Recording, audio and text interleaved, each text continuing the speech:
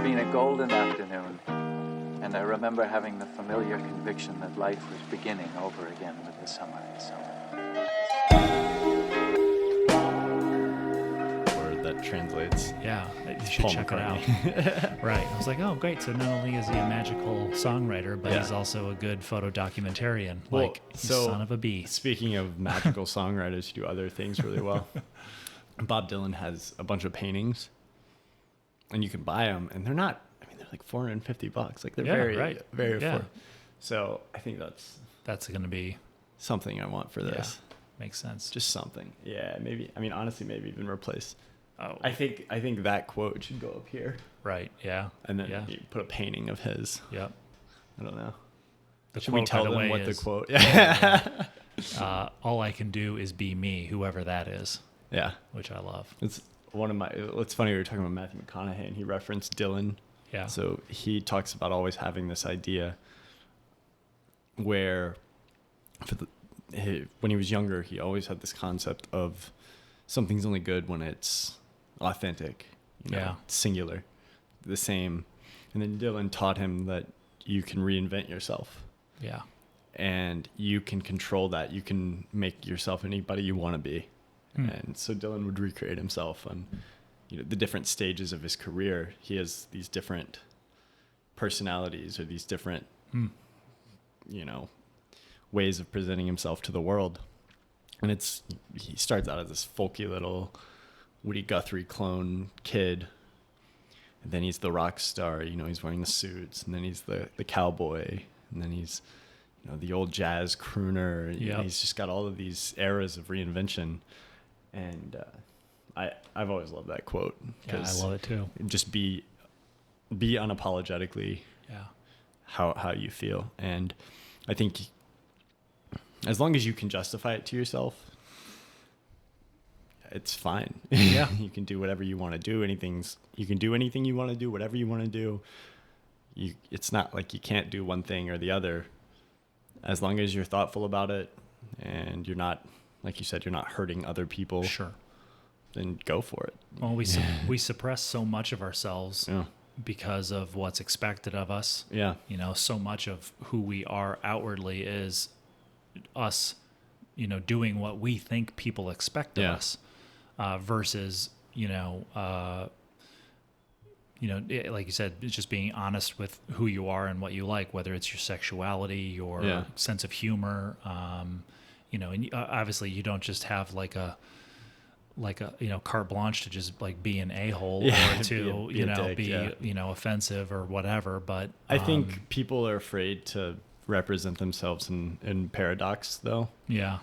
People are afraid. There's a great Whitman quote where he talks about, I contain multitudes, and every individual.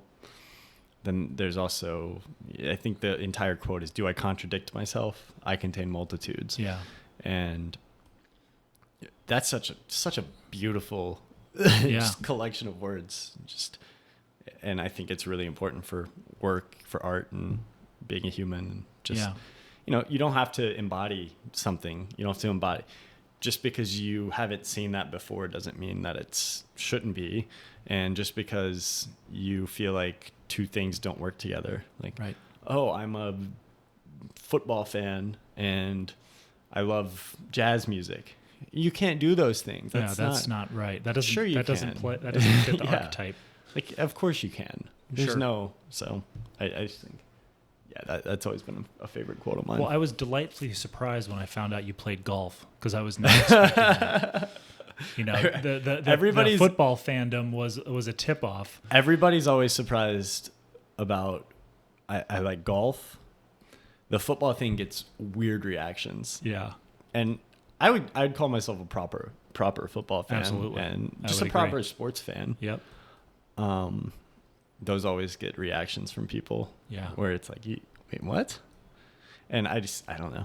I like a lot of things. Like, I have a lot of interest. Yeah. There's no, pro wrestling. The Rick Rubin always talks about Rick Rubin's like the biggest pro wrestling fan. I was a huge pro wrestling fan growing up. My brother and I watched it nonstop. Yeah. WrestleMania, Oh my gosh. Yeah. SummerSlam, everything. Oh, everything. Yep. It was, and I think it's always funny when you find something and you're like, what? Yeah. Audrey we had this discussion last week of things that it was like the things that nobody knows about you that you could actually give a 20-minute TED talk on if you needed to. Right. And her biggest one with me, she's like, it's like pro wrestling with you. Yeah. I'm like, I don't follow it anymore. Yeah. I just, I don't know. I've got other things that I put more attention towards, but yeah, absolutely. Like you talk like, we're talking like late 90s to mid 2000s, 2010. Like absolutely. I would love to see from you like a scholarly video essay on like how the Macho Man Randy Savage is a reflection of our, I don't know, something, like our cultural consciousness. Like that would be like, and you were dead serious about it. Like it wasn't like if you actually like thought in terms of wrestling and how it's like a mirror, I do think like an art form that reflects back our humanity and like you're making those connections. You're like tongue in cheek, but also I know you're being kind of serious. No, and I really think that a lot of times when you see something and you're like, that is amazing. It's when you have two things that are so separate and somebody pulls them together and connects them. Right. So, scholarly essay video and pro wrestling and obscure photography or something, and you pull all those, that'd make an interesting video. I'd watch that. We referenced it yesterday. We were talking about photography as an art form in comparison to things that are more fabricated in the sense of a movie or a play. Yeah. And how I was, to make my point, I was referencing the speech that the character Bill gives in Kill Bill Volume 2, I believe, where he talks about how all the superheroes are their self, and then their alter ego is the superhero. It's Batman, it's Spider-Man, all that. But Superman is the one that is different. He's the opposite. His alter ego is Clark Kent, where his true self is Superman. Yeah. And so, like that to me, that speech that he gives is that. It is analyzing something that seems unanalyzable. Yeah. And finding this profound a thread meaning in it or thread in it. And, I think of that, something fun like that for wrestling. You could see someone like Quentin Tarantino or someone else going deep on how I could see it. Yeah. You get a lot of really great things when you have people who you're just like, you're interested in that? Yeah. And then something comes out of that. It's like, and it obviously is such a through line throughout human history, wrestling all the way back to gladiators, all that stuff. The show of it. Yeah. And I always joke. Well, and the dedication of the artists. I'm like, and it's holy crap. There's an argument that could be made surrender probably their bodies. That professional wrestling is one of, you've got jazz, hip hop, you've got certain art movements. Yeah. Professional wrestling, like it or not, it's one of the original American art forms. That's right. It's really big in Japan and a Ken Burns doc on pro wrestling. Let's get that. Holy shit. Get that. I would watch. Ken, Ken, I know you're listening. I talk a lot about Martin Scorsese. Ken Burns is also he's up there. He's on the Mount Rushmore. He's on the Mount Rushmore, baby. I think you just gave us a perfect segue into our topic. Well, so you said analyzing the unanalyzable. And so giving the preface that there's no way it's going to be as elegant as it was when I first gave it. That previous intro was perfect. So we introed and then figured out we weren't recording the audio. So I'm going to give this again, but now we have a segue, so at least that's nice. Analyze the unanalyzable. That brings me in a roundabout way to this idea of channeling creativity. Because we talked about the inspiration from anywhere. That's kind of what I take, analyzing the unanalyzable. Yeah. What should be analyzed, what shouldn't, where do you draw that line? Yeah. But channeling creativity is, and we'll go through these at the end to talk about what we didn't talk about. That's right. What we didn't get to. But because we almost went an hour on pro wrestling, so it's just that close. Let's just be careful here. We were the butterfly effect. We're like just there's an alternate universe where we're just 2-hour pod pro wrestling. Yep. So channeling creativity, a friend of mine reached out to me, and she basically said, "Hey, I'd love to talk to you. I've been feeling really." I'm just gonna read the message just to not botch the words. Yeah. And go from there. So, I've just been feeling really stuck lately. Would love to hear what you've been up to and get a different perspective on channeling creativity. And I thought, immediately I'm like, this is the perfect thing to talk about. Yeah, I think it's great. And I brought it up to you, and you kind of took the Stephen Pressfield route of going in on, the war of art, be a professional, sit down, approach your job every day. Yep. And so I kind of want to hand this to you, and then we'll just, again, see where it leads us. But be a professional. What does that mean? Channeling creativity, feeling creatively stuck. What are some ways to overcome that? Maybe why is that happening? Should that be happening? Examples of when that's happened to us. We've got so many ways to take this. So yeah, see, we just let it branch out from here. And I think like a common term associated with that sometimes is writer's block. And that just as a larger concept, not like literally a block to write a novel, but writer's block you could use, in a sense for any sort of creative block, or feeling like you're not inspired or finding the thing that allows you to channel, the magic of the universe and create whatever it is you create, whether it's photo, play, architecture, whatever. So there's like two phrases that come to mind, and it's feeling inspired and finding inspiration. And I like finding inspiration because it implies that like you're searching for it, searching for inspiration.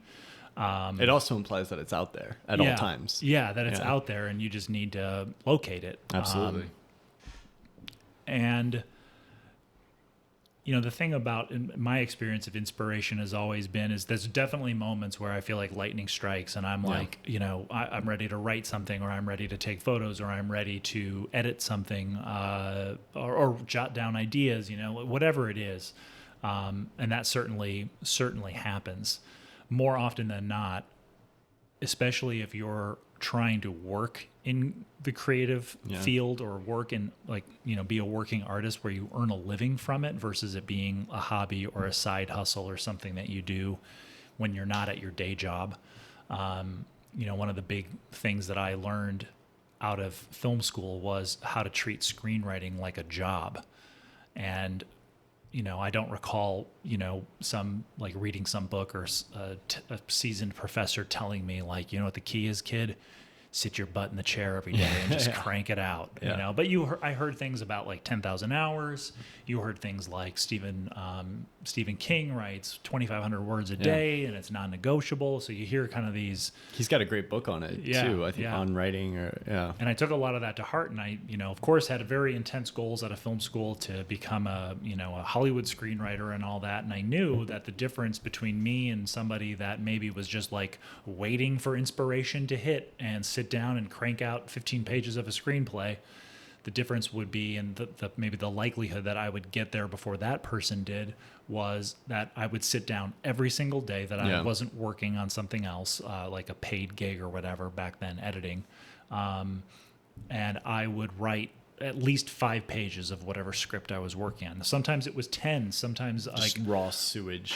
Yeah, there was. You don't judge it. You just like, I know what the scene's about, or I know this plot point, whatever it is, and I'm just gonna get through it. Especially if it's a first draft, get that vomit draft out, which I learned from Francis Ford Coppola talking about the vomit draft. Absolutely, like, don't judge it. Just get it on paper. Just get it. Stop staring at blank pages.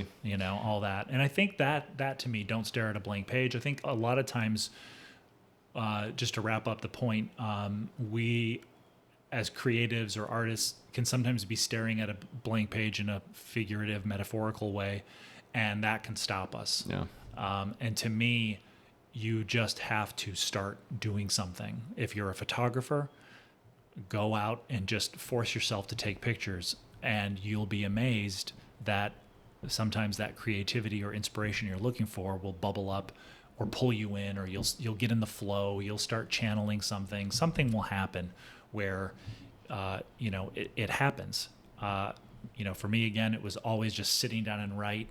And now with photography, I'm so in this like sort of honeymoon phase with it right now that, you know, I could just go to the farmer's market last weekend. Everything's exciting. And just like, it is, you know, I'm excited about the cameras, the film, getting it scanned, like checking Facebook Marketplace. Like I'm, you know, in that just like voracious phase, which I think for some people that are pursuing creativity, once that cools, wait a second, I'm not feeling it today. Yeah. But I know I should be doing it because I have a YouTube channel, or I want to print a zine, or I want to try to get into a gallery, or I want to have portfolio for assignment work, you know, whatever it is.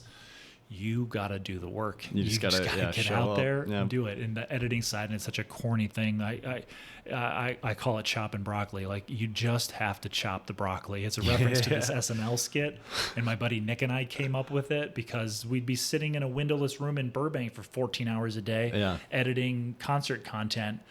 And it's like, that's like our little saying we would say, like, dude, you just got to chop it up. Chop it up, man. Keep chopping the broccoli. And it's like a sous chef preparing for the nights, you know, like you got to do all that prep work to, like, you know, and there's nothing like a room full of hungry people to make you do your art. Absolutely. But well, I really try to treat it like a it's job. Interesting too. It's like, you know, and you just brought in the chef metaphor, and we were talking about the rice thing the other day. And I don't know if these two things can be related, but I just kind of have that like buzz in my head just now where I was like, wait a minute, these two things might fit together some way. So now I'm like digging for that. Okay, this puzzle piece, does it work? Yep.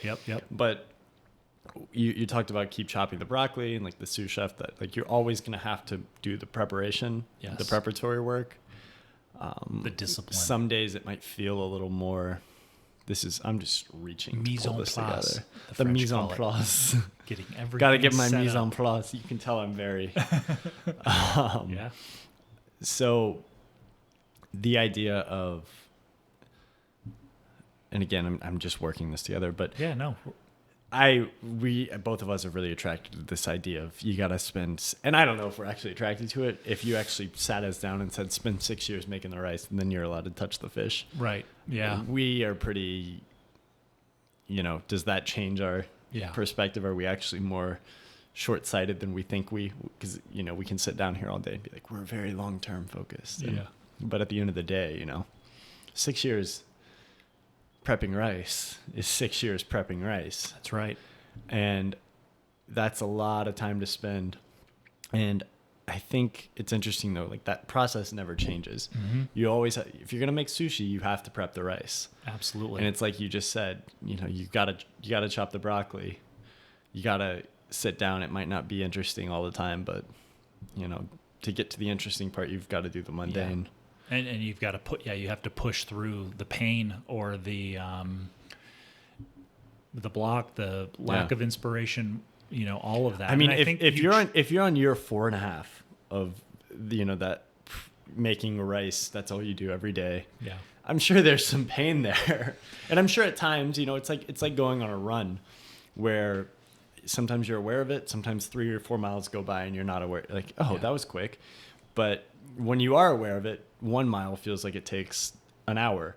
And when you're not aware of it, 4 miles can take 5 minutes. But you don't stop running because it gets harder. You just continue.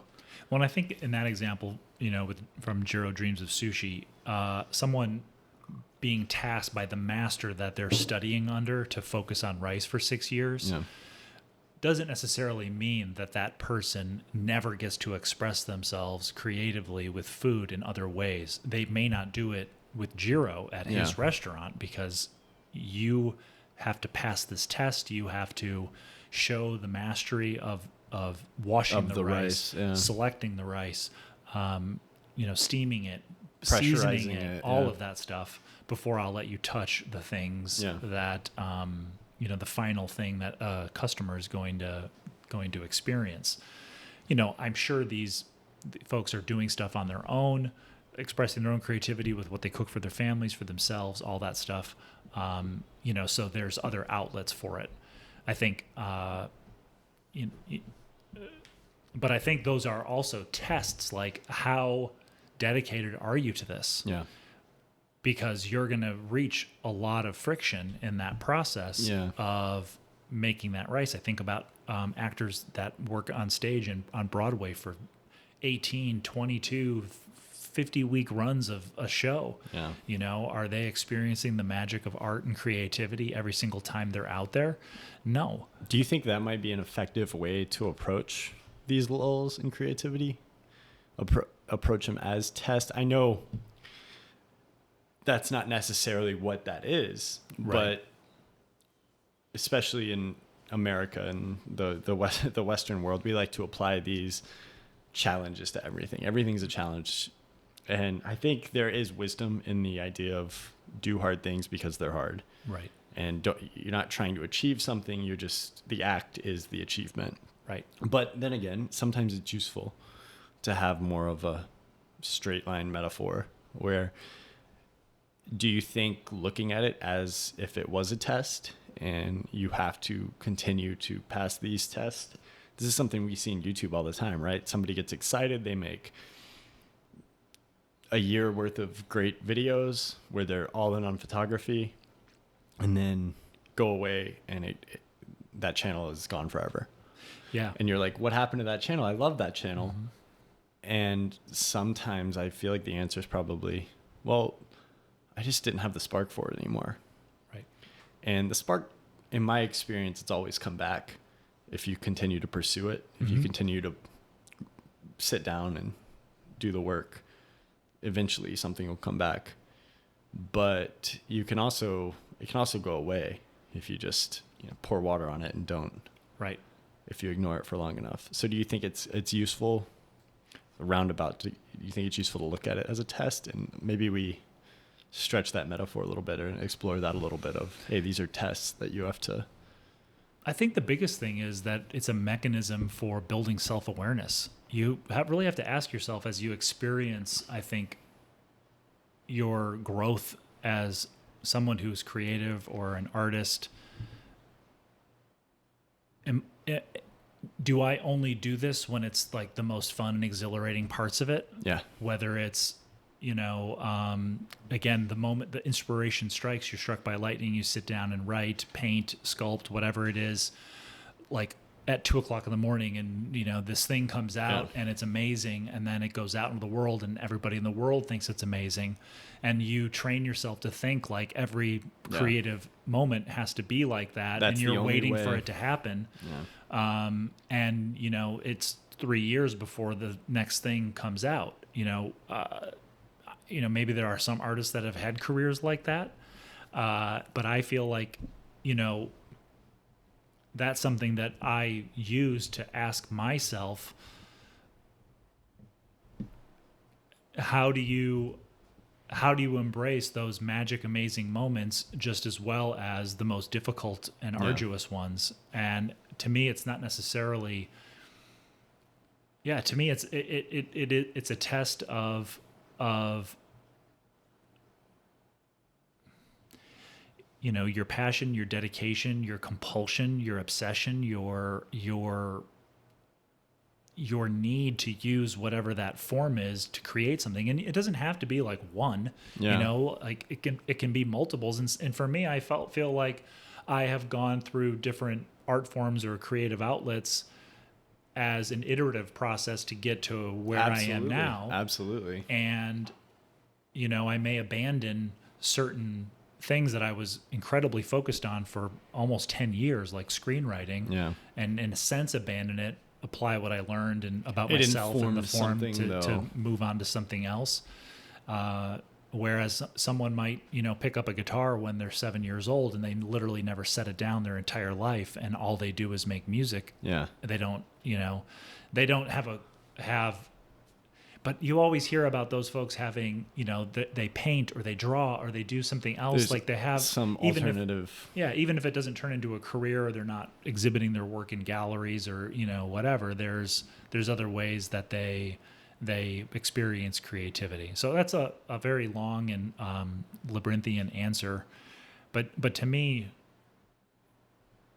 thinking of it as a test for developing your self-awareness and ascertaining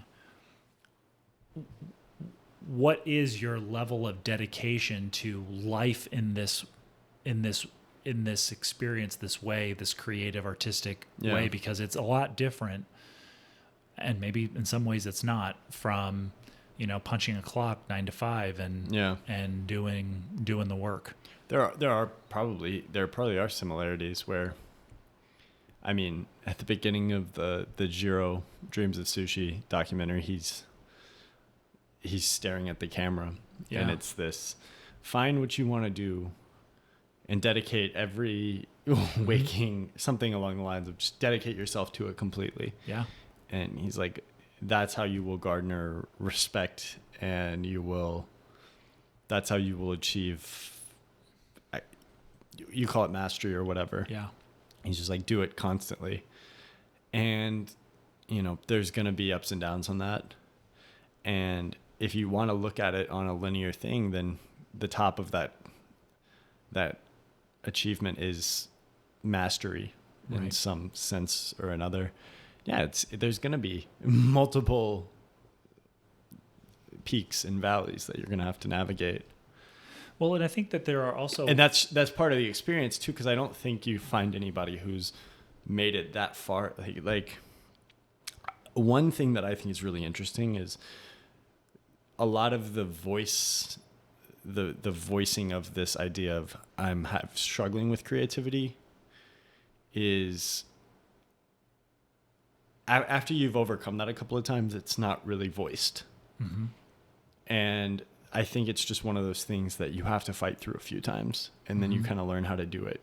Mm-hmm. I don't know what a good life example of something similar would be, but there's some things where it's just, this sucks, and you kind of got to fight through it a couple of times, and then you can learn how to navigate it. Maybe it's a depressive episode or something, where it's just, you have to find your tools to navigate. Well, I think too, something that people learn when they pursue art creativity, there are, you know, we talk about self-discipline, right? Yeah. But then there's also, I think, and I don't have like a catchy phrase for it, but there's also sort of like mechanisms of external mechanisms that can create sort of maybe an artificial discipline. Absolutely. In the sense that there's stakes, like you could say Jiro, you know, was running a family business. Culturally, there's a culture of honor and dishonor. There's a customer sitting there waiting to eat your food, and they paid a lot of money. There are things that sort of can force your hand when maybe you're not feeling it. Yeah. The Broadway actor that has to go on every night, they have a contract. They have people in the audience waiting for the show. You know, the famous showbiz saying the show must go on. Yeah. When you're someone who is exploring art and creativity, and maybe you don't have those external mechanisms that create discipline for you, like I was commissioned to paint a painting or make a photograph, or I have a gallery exhibit coming up and I'm missing 3 photos. I need to come up with those. Some of the times those things create discipline because of the stakes and what you have to do. You have to deliver on your promise. You sign a contract. You need to make money, whatever. There are instances, I think, where people are exploring creativity and there's nothing necessarily at stake. Like right now with photography, other than me creating a YouTube channel, there's nothing at stake. There's nothing that is making me go out and take photographs. See, but I would argue, if you were in the opposite position, just because I know you, we have very similar, call them personality traits. Yes. That if you were being not necessarily commissioned, but, you know, you went out and you did 3 years of building a company doing video production, right? Right. And then you were like, I fucking hate doing this for other people. This way. Right. And you were like, I just want to make my own stuff. Yep. I want that. And, you know, you could argue that everything has downsides, but it might be more of a benefit than you've thought for not having those external circumstances kind of at this point in the journey. Yeah.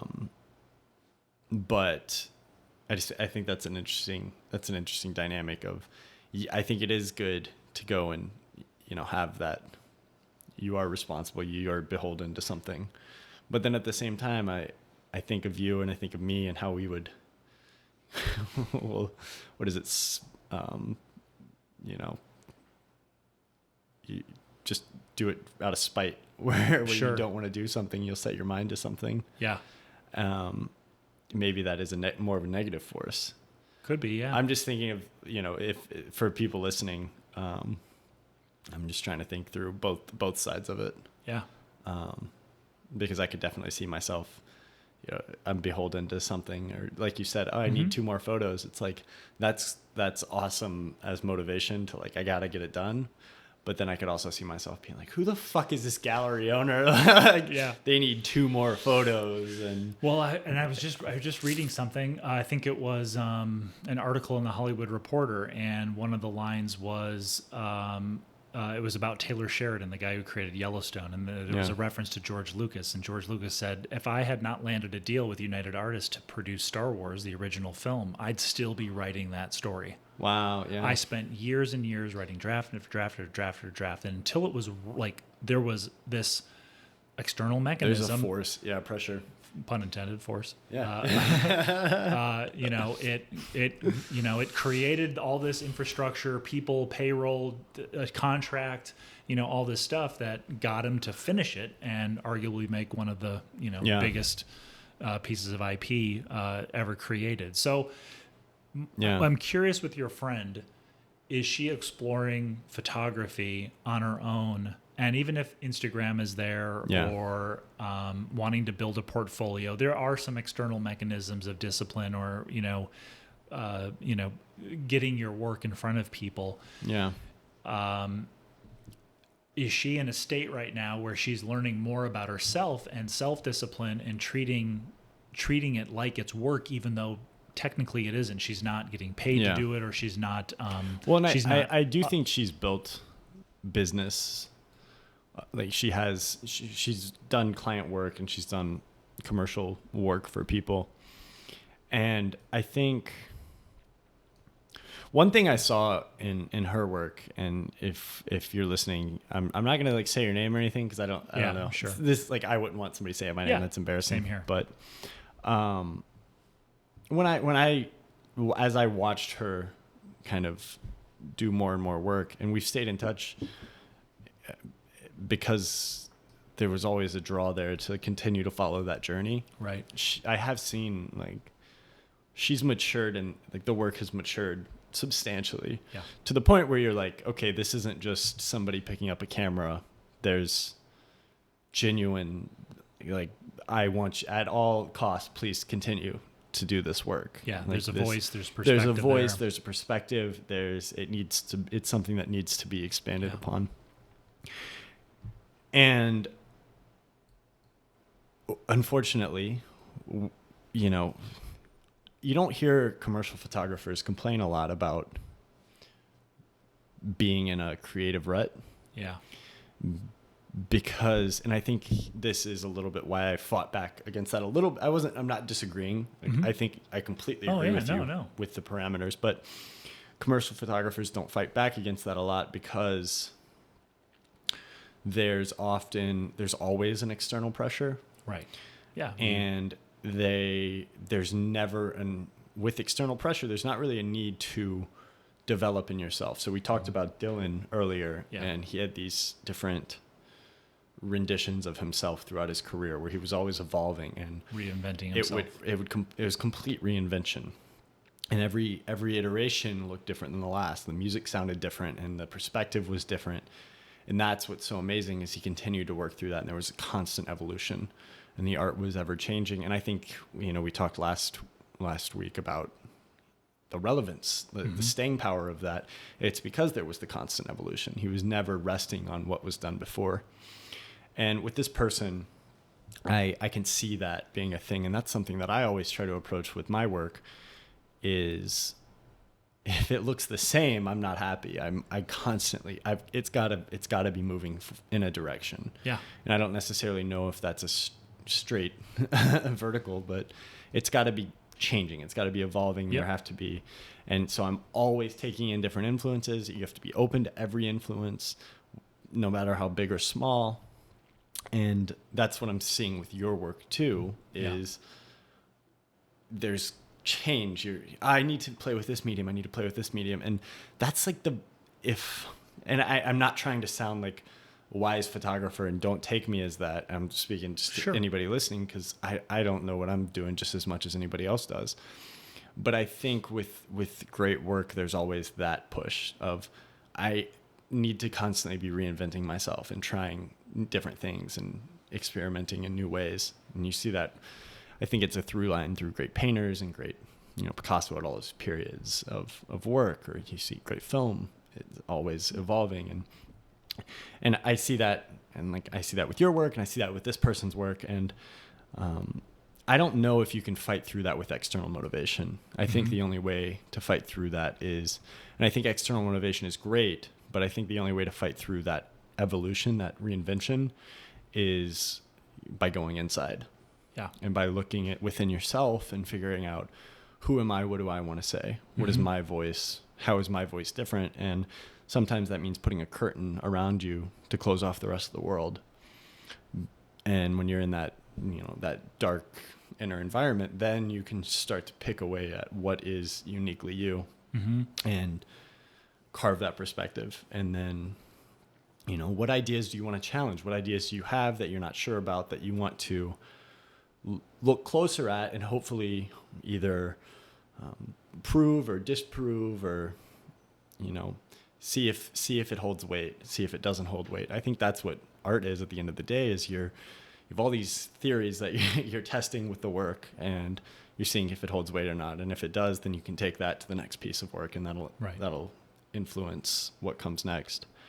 And I forget the original point. I just went on like a total tangent, but the idea essentially is that, go internal, external, and you never have the creative challenge with commercial work, because it is a lot of times one of the drawbacks of commercial work in the traditional sense.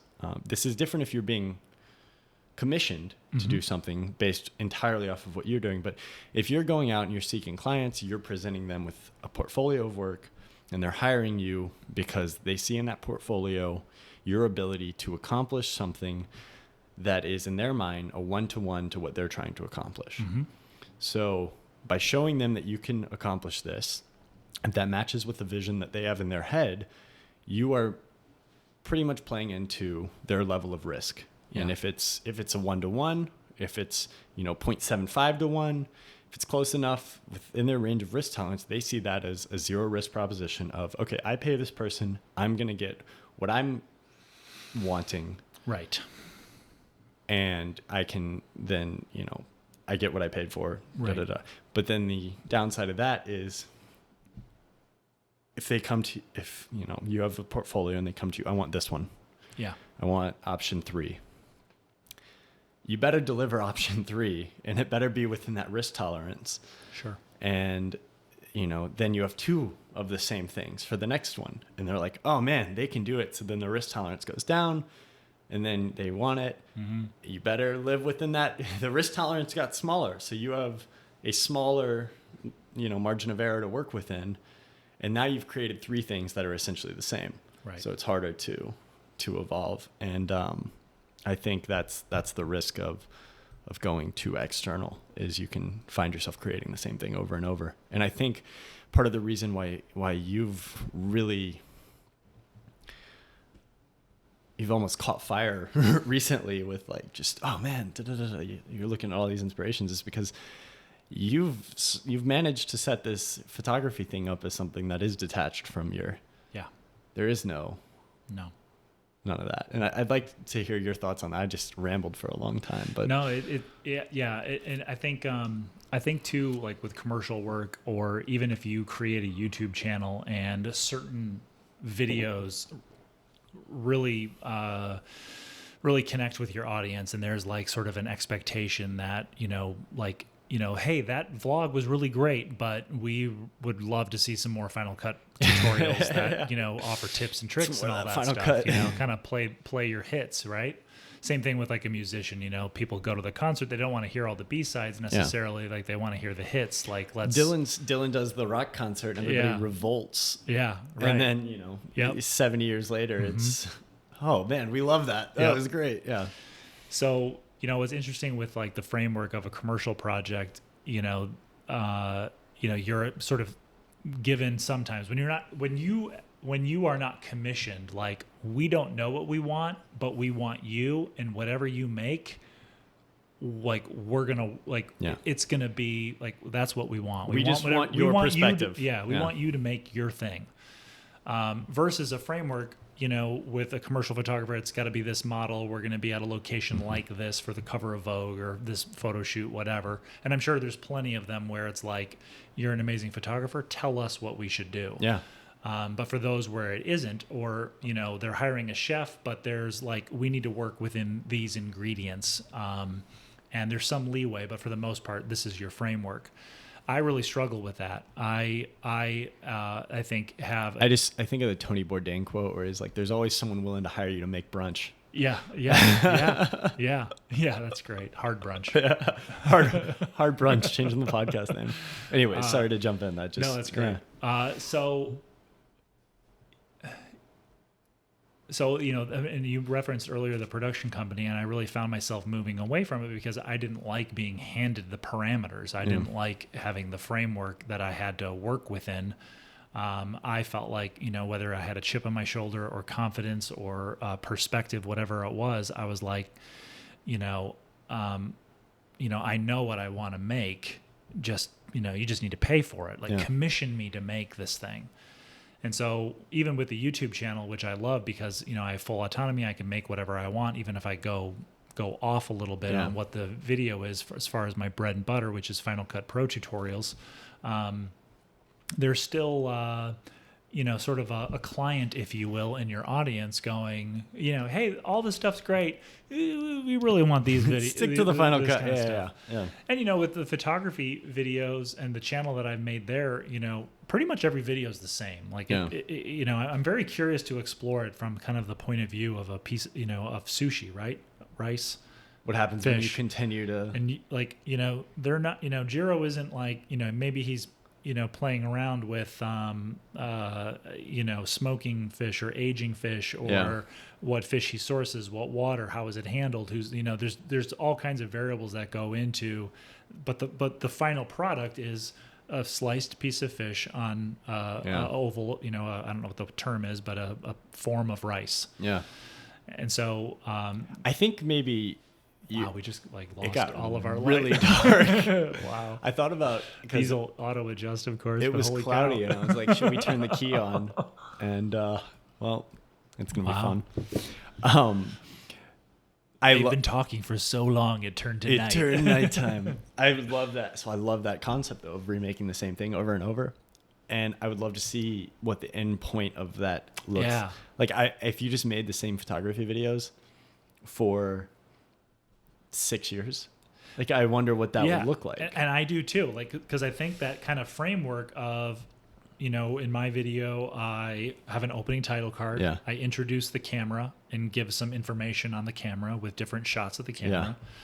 Yeah. On one video, I experimented with kind of doing a little teaser of a few photos that the person would see later on and then going into the camera. But anyway, camera.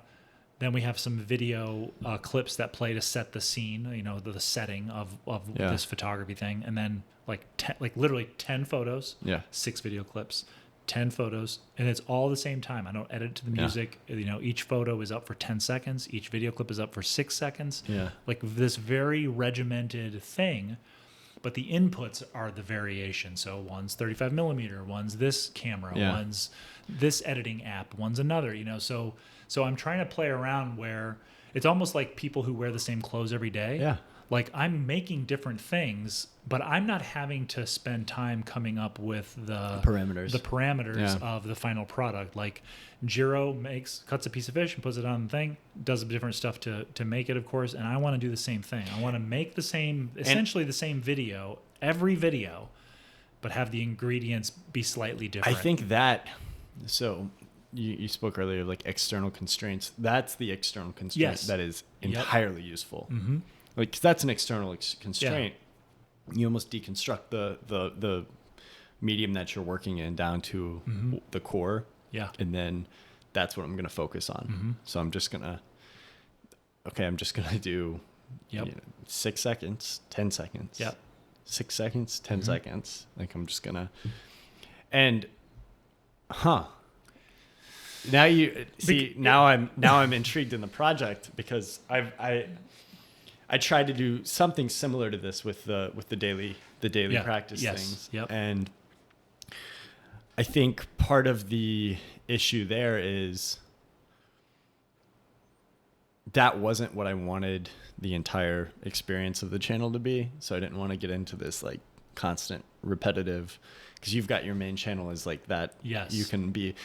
My main channel, I can do a live stream. I can make a Final Cut tutorial. I can do a vlog about this. I can, there's so much. And I like the idea of being able to constantly evolve. And I think that requires, but then evolution within restraints. So I actually have a quote here. Strict adherence to system and routine makes spontaneity possible. Yep. And I think that's a great way to look at restraining yourself or putting constraints on your work. Well, even in that example, I know I'm going to eventually at some point make videos that instead of it being Colorado on 35 millimeter film, it's going to be street photography centered around the color yellow. Yeah. And you're going to go out and yellow is the thing. Yeah. Or street photography or urban landscape photography on a annoying DSLR mirrorless camera, one or the other, and a 70 to 200 lens. Yeah. And like, you're gonna so coming up with these artificial things that now that doesn't mean that like I'm at a point where my street photography with like the tools that I love so like I have to create these mechanisms to keep it interesting or spice it up or conjure inspiration. But I like the idea of it's interesting tasking myself with a constraint. You're coming at it from the opposite. Like we come at it from the same perspective, but even within that, it's like you give two filmmakers the same material and the output will be different. We have that very similar. I shoot with the same camera. Yeah. Same lens. All I've got is 35. I'm out there with a 35 millimeter lens and the same camera, and I'm either shooting color on the digital, or I'm shooting Tri-X, or I'm shooting Portra 800. Like there's 3 possible options. Yeah. And even that, I find sometimes I'm just like, I don't know what to sometimes I'm just like, I'm just doing black and white forever. That's it. But I never put constraints on like, I'm only shooting this thing. I just go out and whatever I see, I'm like, okay, I do this. But then the constraints are on the other end, where with you're putting the constraints on the shooting, and the more malleable part of the equation is the material or the equipment that's being used, the tools. So I wonder how that manifests itself in the output. Well, and I think too, trying to come up with a kind of a formula with the video, like camera, video images, 10 stills, 6 video image, like that kind of thing. Do you refine the formula? I haven't. The only thing that I adjusted with it after I kind of made that first video, because I wasn't 100% sure, like, I thought about it for a long time. Yeah. And I'm like, what's the video that I want to watch on YouTube? And I'm like, I want to see, and I came up with it. Like, I want to see a channel that's all about different cameras, digital and film. Yeah. Where the video is the same thing every time, essentially. Yeah. But the inputs are different. Right. The camera's different. The photos are different. The locations are different. All of that. Yeah. And but the things that are the anchors are the vibe of the music, the sound effects that were recorded in that environment, and the overall framework of it. I don't know. I think that's the overarching takeaway here is the framework. Yeah. I think maybe it's important to find, if you're feeling stuck, if you're feeling like you're struggling with a certain creative output, it's find your framework. Think of what you're trying to do and deconstruct that into a simple, repeatable process. It's like people say, I'm trying to lose weight, or I'm trying to get into a habit of going to the gym. Okay, we'll start with putting your shoes on every day. Right. And if you stare at a mountain and think you have to climb it, it's a lot more intimidating than looking at the trail. 100 feet at a time. Yeah. There's the constant, if you're thinking about, and I find myself falling into loops like you get a couple of good days of going for a run or going to the gym or something, you're doing something good for your health. And then one day you spend, an hour and a half with it. Right. And then the next time, because we have this weird sense of comparison, you're like, I spent an hour and a half on that last time. All I can muster today is 25 minutes. It's not even worth it. Yep. And then you don't go out because you've set the bar too high. And then you feel that, well, if I can't achieve that, it's not even worth starting. Mm-hmm. Well, no, because if you do 10 minutes of it, 15, 25 minutes, you're continuing to feed into it. Yes. Whereas if you just say, I can't do it. Well, when's the next time if that hour and a half was an outlier in the first place, when's the next, what are the odds that you're going to have another day in the next couple of days that is able to meet that expectation? And I think you said something when we were talking about pre-production today of why do we index on the outliers? Or why do we attach to the outliers? Why do we look at the outliers as, the outliers are just that. They're the outliers. You've got to break it down to, there's a great piece of advice that's something along the lines of, you want to make sure it's something that you can do on your worst day. Yeah. Yes. And that's, and that's a lot of what this is. And not to kind of hijack the conversation into the channel that I'm working on, but whether, there was some consciousness about it and some not. I think part of it is there are a set, creating something, there are areas of decision making, right? And you're making a gazillion decisions. Yeah. What photo to take, what camera to use, where to go, all these things, right? And you get to a certain point where decisions can sort of create fatigue about what you're going to make. And one thing that I didn't want to negatively impact the project was that every video that I made with these photographs was an unknown. Yeah. Like I would discover the story. You have to start from scratch every single time. Every time. Yeah. And you're having to figure out what the video is every single time. I'm like, I want to take that out of the equation. It's exactly what you said about writing. Never start with a blank page. Right. I mean, that's the best advice I ever got. It's the hardest thing to stare at a blank page. Yeah. And it's if you have a framework, if you have something that you're working towards, or you can sit down and you have the prompt there, it makes it 150,000 times easier to sit down and go off of that. Even if it's a vomit prompt, it's so much easier to go off of that than it is to start from scratch. What am I writing about today? Huh? How do I feel? Well, and the framework also helped because, my main channel is my, in essence, 9-to-5 job. And I can't have something, especially that I'm on fire for right now, set that aside where I'm like, well, I'm all in on this photography channel that has 43 subscribers. You have no money and you have to go. Whatever. My wife's like, what are you doing? Like, this is great. I love the passion and inspiration here, but there's some things that we have responsibility to. So creating that framework for the video made it so that the time to actually post-produce them was incredibly small compared to all the different types of videos I make on my main channel. We've gone through the same process in the last several weeks with the optimizing the podcast work. Sure, yeah. And I mean, I think you and I both, and I did want to take this and kind of take it in the direction of more of a tangible advice. Yes. And then I have one other thing that I want to, we're getting close on time, but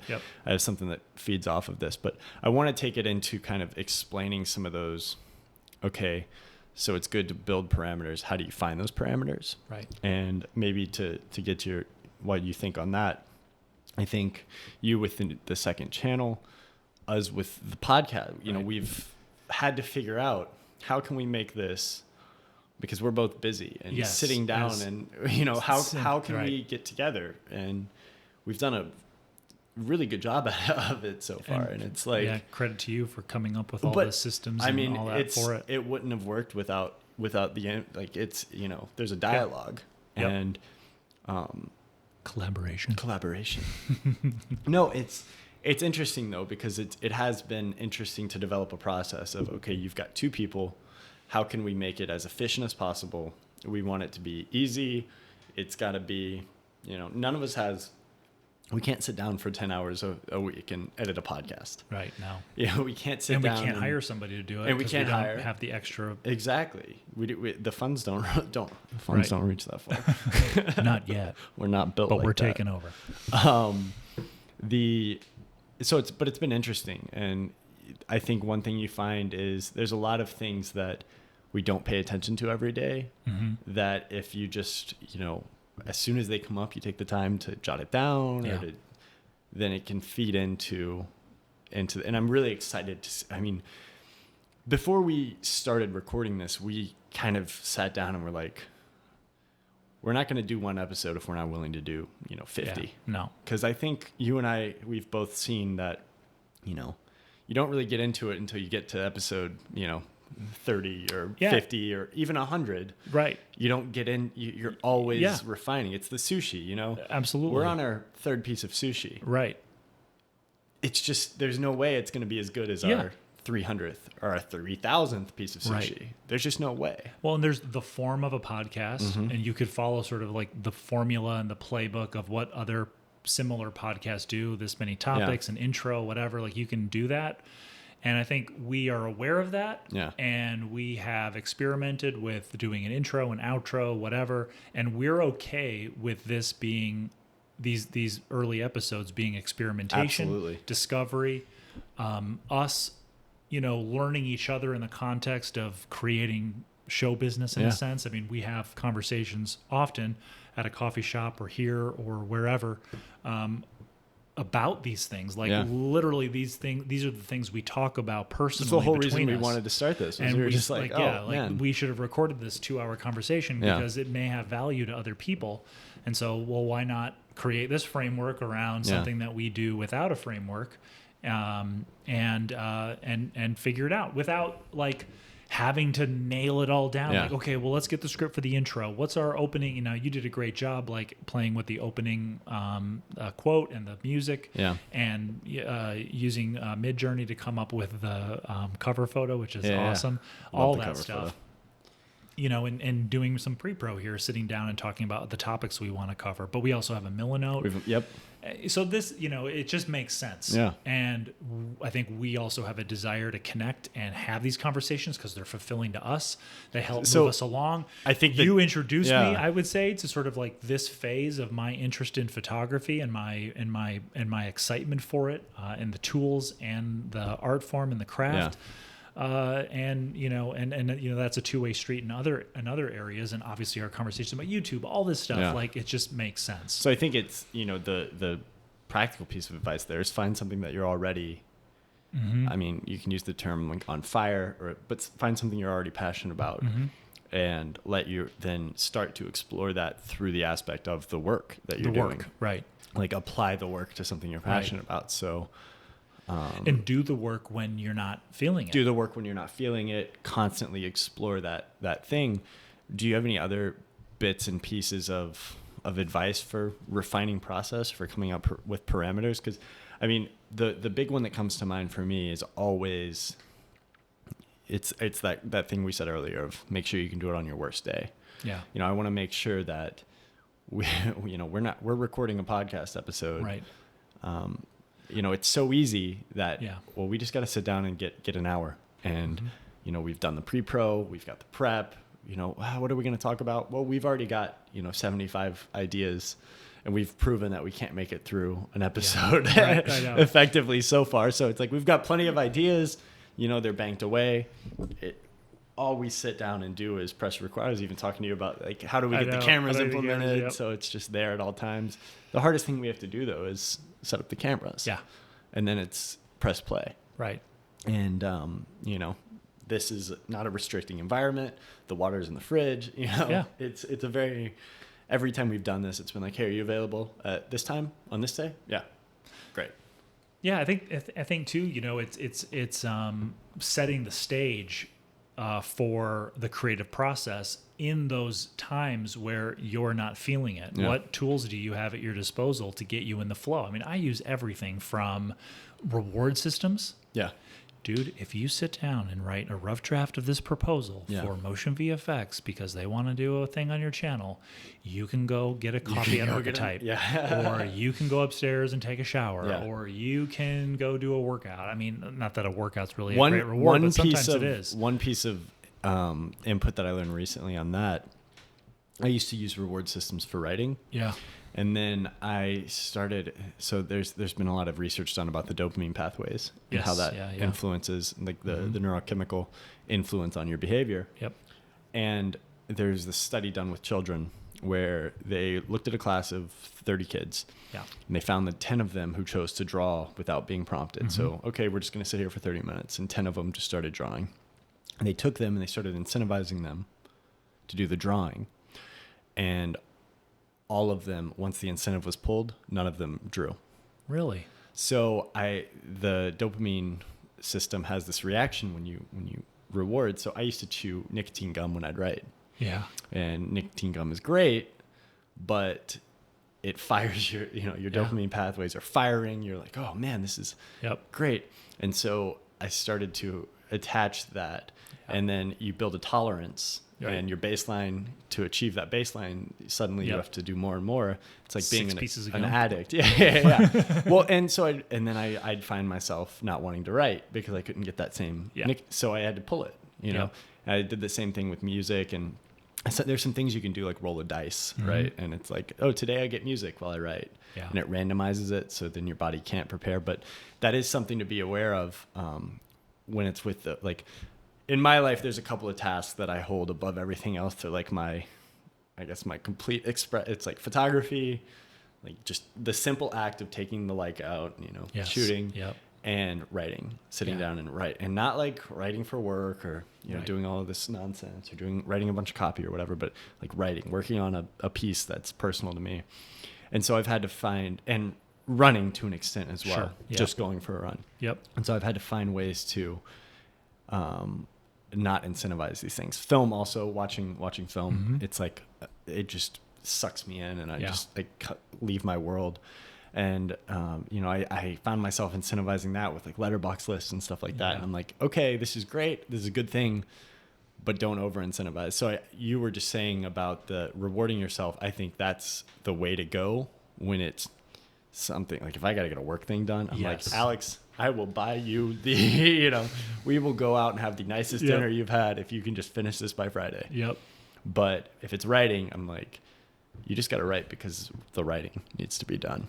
Yeah, and I think so. I sorry to step in and take the point. That's great, and that's one of the concerns about YouTube is that the dopamine hit that you get is every time you upload a video and see what the reaction is. You put your work out there, and that's something that was always missing from screenwriting. That's why Matt handles the YouTube statistics for this podcast. Because he is an adult that can handle his dopamine, and I've definitely love publish day, when I publish a video and see what the reaction is, especially if it's something that I've had it's not as routine as a Final Cut Pro tutorial that I know is going to perform well, but maybe it's something I'm experimenting with, or it's more personal, whatever that is, to see what the reaction is. But you have to ask yourself, as someone that gets that published dopamine hit, would I do this if there was no money involved? If I got $100 million, would I still make videos? And the answer is yes. Would I necessarily make videos for my main channel? maybe, or I'd shift them into another area. But I know I would continue making stuff, whether it's making a photograph, making a video, making, writing something. I am just locked into, for my life to have meaning, I need to be making stuff. Now, I would travel more. There's certainly things I would do. If you had the there's resources. some fancy items I would get, whatever. But I don't think I would just kind of like a rangefinder make up every day what I'm gonna do. Yeah. Like maybe today I'm gonna go see a movie, or I'm gonna go whatever. Like, I think you and I are built to be busy. Built to have, again, to be focused, to have a vision for something, and then go out and make it and enjoy doing so. I think I was watching a YouTube video about Doug DeMuro, and they said, if you won $100 million or sold something for $100 million, would you keep? He's like, yeah, I think I would just keep making videos about cars all the time. Yeah. And I think I'm right there as well. I would still live stream, like Apple News and Final Cut, and have watch parties. Like I can't imagine not doing that stuff. And now that I have the photography channel and photography as something that I really enjoy, I think, I would really go crazy with that, like Paris or Rome or some random small town in Canada, like whatever. Like I would be going down that rabbit hole. So Jiro became famous, and he's still making sushi. So I think that the reward stuff is you just got to sort of know yourself and know what impact it has on the work. But anytime that I am struggling to get in the flow, which is another sort of term for feeling inspired, whatever, that time where time disappears, you're focused on something, you're annoyed that you're hungry, all that stuff. To get into that state, I have used rewards. I have used putting a movie on in the background, music, taking walks, taking showers, stream of consciousness writing. I mean, all kinds of stuff to just like, get in the flow state. Break through through it. But at the same time, I am not someone who has felt blocked. Yeah. I feel like there aren't enough hours in the day to do all the things that I would like to do. Even in the big picture of the segues that you're presenting here, are ridiculous. So, we didn't plan this. Yeah. Finish that thought though. Yeah. I'm sorry to. Yeah. So this will be titled "Alex Interrupts Too Much" in the episode. Right.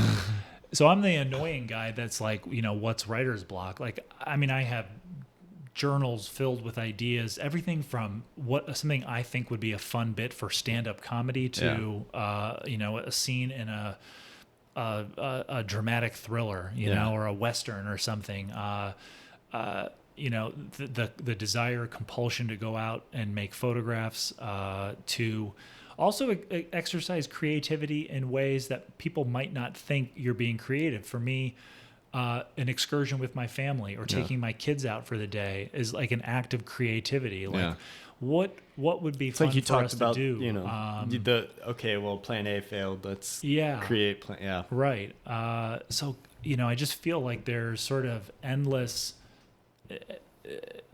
desire to do those sorts of things, and on a daily basis I do what I call self-auditing, which is trying to assess like what I feel like doing today, and there's no restrictions. It could be everything from screw off, go see a movie, go watch a baseball game, to like I want to get all this work done, this proposal done.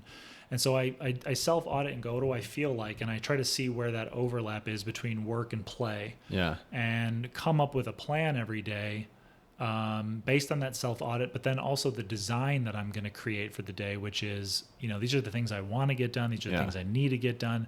These are the things I'd like to do. Well, and then figure out. This is all within a systematic approach, I'm assuming. Like there is a parameter that you're working within, and you're kind of plugging in the pieces to a certain extent. I just every day I wake up and I know there's things that need to get done today, and I don't mean need to get done like a to-do list of things that I wrote the previous day, and I have to write this proposal, and I have to make this video, and I have to edit this vlog or whatever. but there are, things that sort of need to get done with different degrees of need. Yeah. This is due tomorrow, or this is like, you need to do this, but you've got some time or whatever. And just trying to find like, what's the truth of me today? Yeah. What's the balance? What am I and gonna? how do I craft my day to satisfy both of these things? Yeah. And then I think there's an aspect of patience that comes along with that of if your day's not, you don't check off all the list items. Right. Yes. There has to be that aspect of patience that's okay, we'll get to that. Right. And I think that plays into the idea of, being in a creative block. It is like, this is kind of a microcosm of that idea of, the patience is a key aspect, because what feels like you're not doing anything right now is actually feeding into something that maybe you haven't realized yet. Yeah.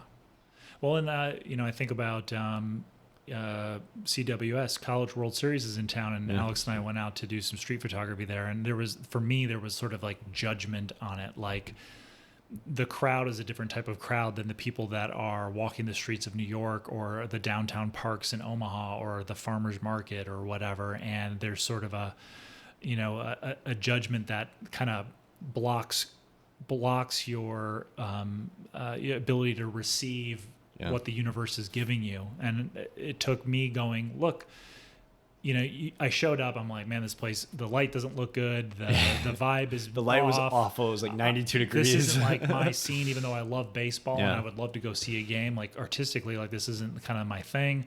And I'm like, you got to just walk around and just start taking photos, even if they're photos that you don't like. You're not thinking are going to be like a photo that you will even edit. You'll even mess with it. Just start snapping some pics.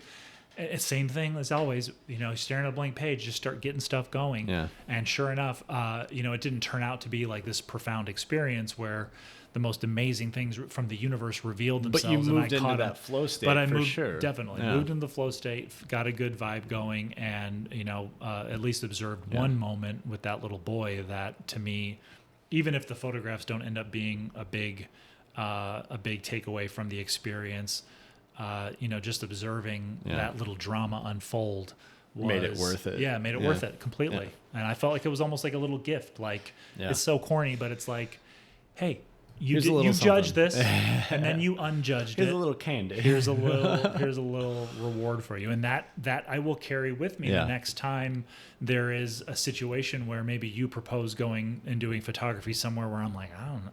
Yeah. That doesn't really fit like what I'm. Yeah, Matt, let's go to downtown Chicago. I don't know, man. That sounds pretty lame. There's a lot of people. Well, so earlier you mentioned this thing of you feel like there's not enough time in the day. I don't want to end on this. Martin Scorsese, we gotta, obviously we gotta talk about our Martin Yoda Scorsese. I don't know if we're allowed to do an episode now without mentioning him. So he just released Killers of the Flower Moon, or is currently releasing it, and a lot of people are saying it's one of his best movies. Yeah, and he's a great example of mastering your skill.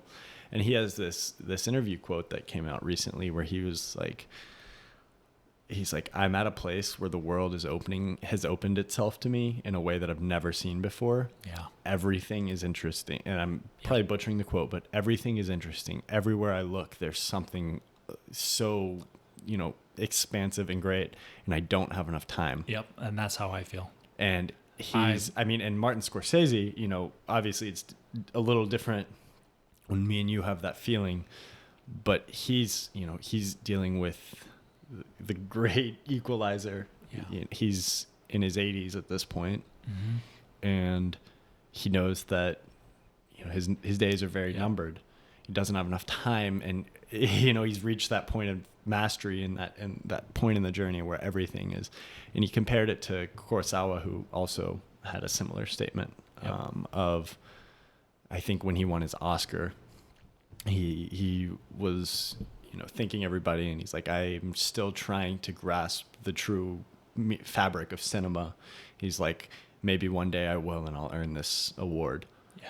And this is at the end of his life. I think this might have been for Ron, or one of the greatest movies ever, but later in life. And he's what we would see as a master, and he's like so far beyond that. He's like, I haven't quite realized yet, but hopefully I will. And Scorsese's like, I don't think he's saying that he's there, but he's like, look, man, everything's opening. And Joel Meyerowitz has said similar. He's like, everything's open, and there's just like the time to capture it all.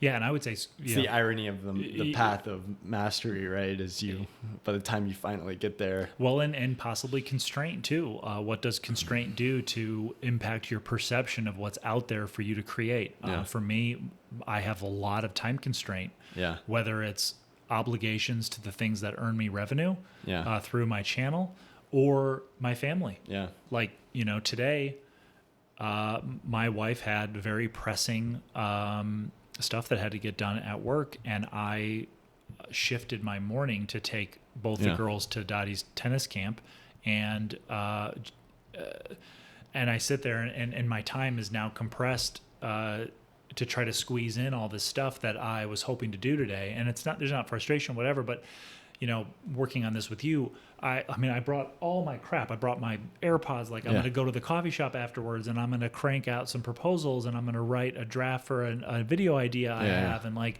an article on Medium. I'm going to do it all. And I feel that way every day. Some of the stuff where I'm like, ugh, I don't want to do that, but I need to. And other the stuff like, I can't wait to write that article, or I can't wait to take those photos. I think about little projects like the fireworks one I mentioned, going to different small towns in western Iowa and taking photos, documenting documentary ideas, all the stuff that I'm like, there's not enough time in a day, a week, a year. Yeah. I don't know enough people to help me, all of that stuff. And I know that it almost comes down to, like Scorsese, he probably has 2 projects that he's working on. Sure, and right. He's like, look, man, everything is great, but I gotta, one foot in front of the other. And with you, it's like, you gotta pick.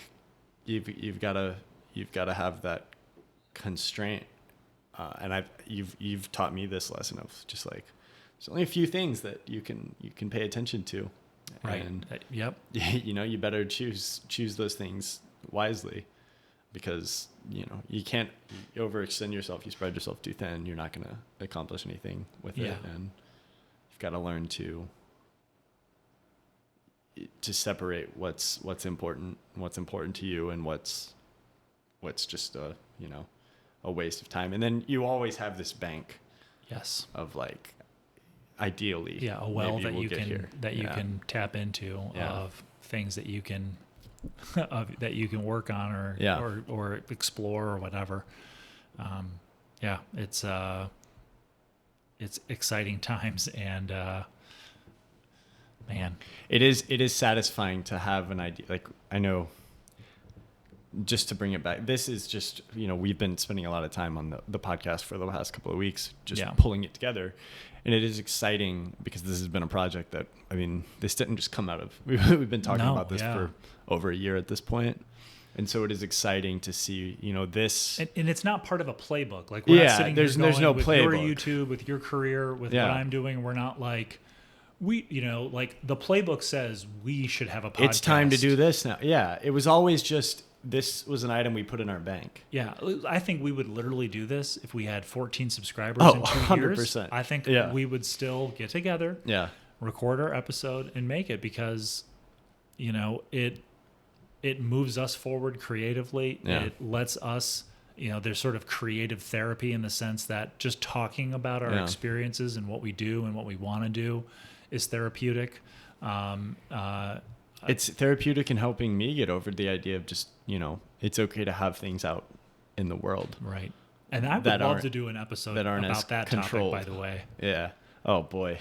Because I'm the opposite. I think sometimes I'm too, I don't know what the right word is, but too unencumbered by releasing what I make. Yeah. Well, take more. And I think we both have a lot of lessons that we can learn from the other in that regard. Probably more me from you, but you know how I am about things. I don't know. And you've observed it. Yeah, part of me, like wonders, like how would things be different for me if I was I don't know what the right word is. I don't want to say like restricted or, that I curated my own work more. Yeah. Sometimes I feel like I over curate. Well, and I mean, and that's what life is, trying to find a balance, right? Yeah. But if your pendulum is swung in that direction, mine for the most part has always been think it, write it, make it, whatever, put it out there. Yeah.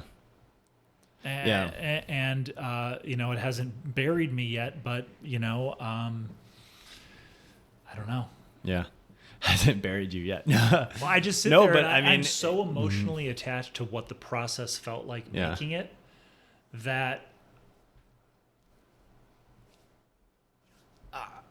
I don't know. Like, I just can't not put it out there. Yeah. I'm like sort of ride or die there's showing my work. There's another Dylan quote where it was like, the quote is, I forget is it from The Times They Are Changing? It's I'll know my song well before I start singing. Mm-hmm. And when I heard that song when I was like, 13 years old. Yeah. And I just took that line and it's maybe constant loop in the back of my head for, going on 20 years. It's just, and I don't know. I always feel like I don't know my song well enough. And that makes me afraid to put it out there. Maybe we should wrap the pod here and have this discussion next time. I think so. But yeah, I mean, I know we were all over the place, but I hope that there was some coverage in talking about the creative process. And, maybe we take this episode and distill it. And next time we can come with some points and just summarize what we talked about here. To be more concise and more helpful, but I do hope there was some form of value from what we talked about today. I know we ramble. I'll be curious as we make this, and if we do develop an audience, are episodes where they are a little bit more all over the place and stream of consciousness and going down different rabbit holes, the more enjoyable ones and valuable ones for our audience, or are the ones that are a bit more on rails?